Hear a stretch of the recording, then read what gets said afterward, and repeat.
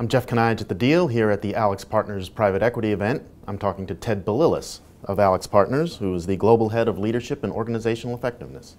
Ted, there are a lot of people out there who want to be CEOs. Very few are actually qualified to do the job.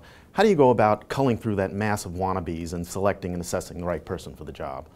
Well, in a typical situation, Jeff, our client is the private equity firm, either in the process of acquiring or acquiring a new company.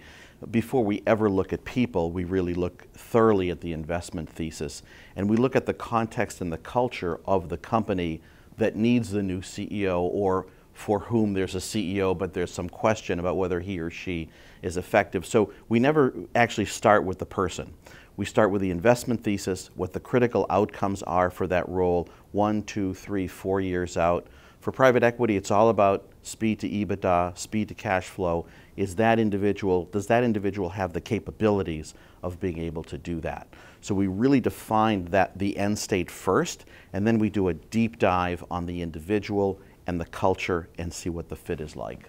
Okay, now given that, what sort of characteristics are you looking for once you decide on that sort of that investment? Right. Process? So in most situations, as you might imagine, everything's a little bit different. But generally speaking, in most situations, given the pace of global change today, you want an individual who is very agile. They can think quickly, they're able to pivot, they're able to understand people and themselves, they're able to lead, they're able to communicate and transmit their message to others.